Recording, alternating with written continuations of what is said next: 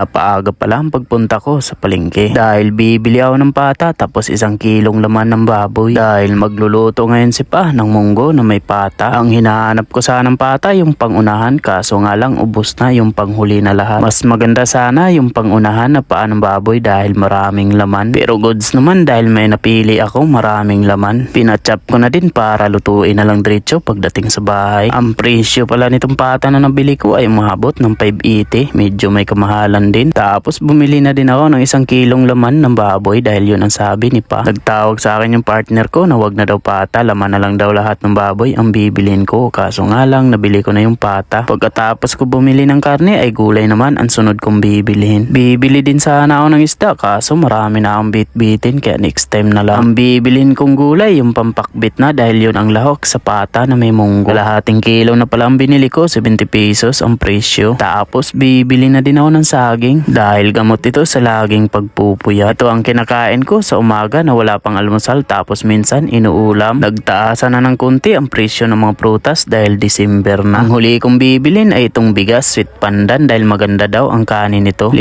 kilo lang ang binili ko tsaka na ako bibili ng kalahating sako kasi mahirapan ako sa pagdala. Maganda ang umaga dahil walang katrafik-traffic dahil ginawa na yung lubak na kalsada sa may Jollibee. Kami na kasing nagrereklamong biyahero, abot na hanggang TV. Kaya sikat na ang Gumaka, Quezon. Shout out mga kalubak, welcome mga biyahero. Doon muna ang daan nyo sa Gumaka Diversion. Huwag kayo mag-alala dahil isang araw lang naman gagawin ang pag-iispalto doon. Sa mga nagbabalak bumiyahe ng Quezon to Bicol, lakihan nyo na ang gulong ng motor mo dahil maraming lubak kayong madadaanan. Ranas na ranas ko na naplatan ako sa may pagbilaw dahil sobrang liit ng gulong ko tapos nalubak ako. Ang pinakamasaklap dun, alas 12 ako ng gabi naplatan tapos alas 4 na ng umaga ako nakapag-vulcanize. Kaya nadadala na talaga ako. Pagkadating ko sa bahay, niluto na kagad ni Pa yung pata. Buti na lang may lutuan si Pa na pressure cooker dahil makunat na daw yung karne kong nabili. Ang palatandaan kasi ni Pa na makunat na yung karne ay yung manipis yung balat. Pag makapal pa daw yung balat, yun daw yung malambot na karne. Yun at luto na, amoy pa lang ulam na ulam na. Yung nanliligaw pa lang ako sa partner ko dati, ito yung niluluto ni Pa na gustong gusto ko. Pata ng baboy na may munggo. At yun maya maya ay kainan na. Kaya hanggang dito na lang. Maraming salamat sa panonood.